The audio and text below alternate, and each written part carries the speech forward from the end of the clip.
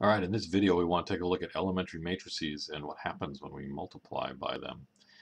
Just a reminder that an elementary matrix is a matrix that can be obtained by performing one elementary row operation on an identity matrix. Um, I often have students tell me when I ask, give me the definition of an elementary matrix. They say an elementary matrix is a matrix that you can get to the identity matrix by doing one row operation. That's not true. You start with the identity matrix and you do an elementary row operation. Now it turns out that each elementary row operation is invertible, so if you start with an identity and you do one row operation, then you get an elementary matrix. You can get back in one step too, but the definition is that you obtain it from performing an elementary row operation on an identity matrix. Okay. Anyway, these were the three examples that I gave for elementary matrices in the previous video. What I want to do is I want to see what happens when I use these and multiply them by some other matrix. So let's call this one, why is that doing that? Let's call this one E1, elementary matrix 1. This is elementary matrix 2, and this is elementary matrix 3. So what I want now is I'm going to take another matrix. Let's call this matrix A.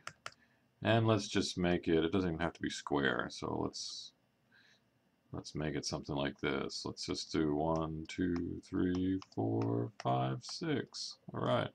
Now let's take a look at multiplying these elementary matrices. And I'm going to do it on the left. So I'm going to say E1 times A. Okay. So E1 times A. Let's write it down and then do the calculation. We got 2, 0, 0, 0, 1, 0, 0, 0, 1 times 1, 2, 3, 4, 5, 6. And that equals, let's see here.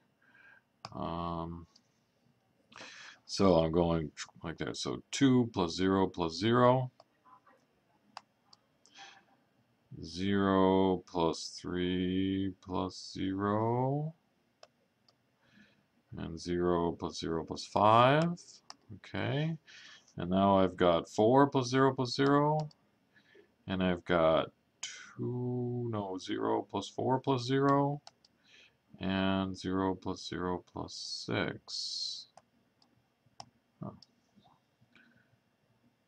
So the 5, 6 is still 5, 6, the 3, 4. It looks like what happened here is that the first row got multiplied by 2.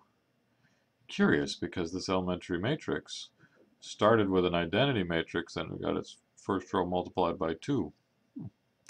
Well, let's try E2 here. So let's look at E2 times A, which is 1, 0, 0, 0, 0, 1, 0, 1, 0. So this one came from swapping the second and third rows of an identity matrix. And I'm going to multiply it by the same matrix. 1, 2, 3, 4, 5, 6.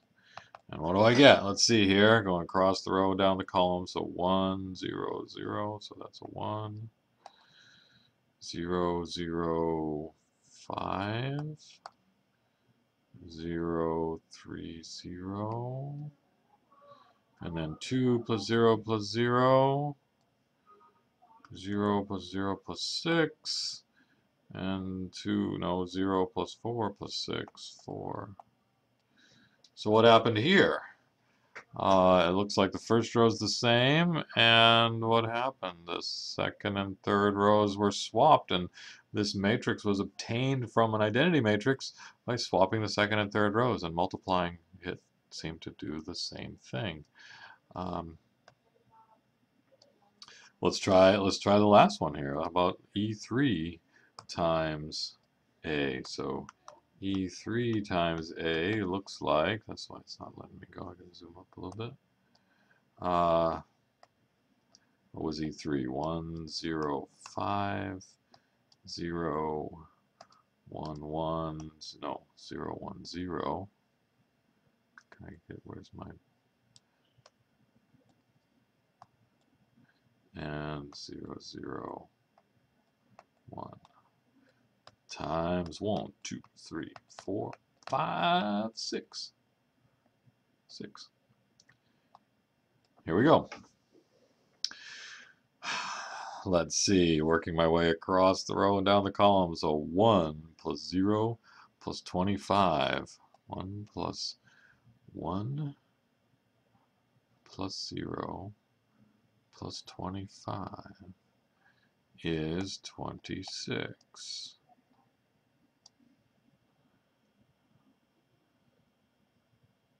0, 3, 0, 0, 5. And then we've got 2 plus 0 plus 30.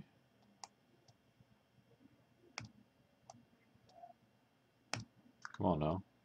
Give me a 2. There we go. And we've got 4. And we've got 0, 0, 6. So this one is perhaps less obvious, but I mean, clearly the second and third rows didn't change. But notice that the first row here is the old first row plus 5 times this row, right? The 1 plus 5 times 5, the 2 plus 5 times 6. That multiplying by this elementary matrix had the effect of replacing the first row by the first row plus 5 times the third one. Which, by the way, is how we got this matrix from the identity matrix. You start with an identity and you add to the first row 5 times the third row. So there's a theorem here, clearly. This is not just coincidence.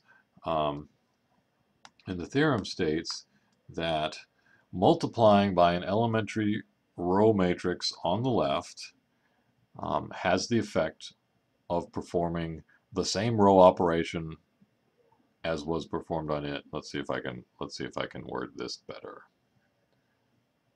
So here we go. Here's some better wording. If an elementary matrix E is obtained by doing a certain row operation on an identity matrix, an M by M identity matrix, so IM, and if A is an M by N matrix, then the product EA is the matrix that results when the same row operation is performed on the matrix A. So multiplying by an elementary matrix performs a row operation onto the matrix A. I should point out that I'm multiplying the elementary matrix on the left and ending up with row operations. It turns out that if you multiply it on the right, then you start doing column operations. And there's people that prefer column operations over row operations, but we'll stick with row operations for now. One of the things that this leads to is that every elementary matrix can be seen to be invertible, because we obtain an elementary matrix from doing one row operation on an identity matrix, and then so doing the inverse row operation would get us back to the identity, but doing the inverse row operation is the same as multiplying by a different elementary matrix. For instance, if I look at my examples, I've got, what do I have? I've got 2, 0, 0, 0, 1, 0, 0, 0, 1. To get back to an identity, I need to multiply the top row here by a half.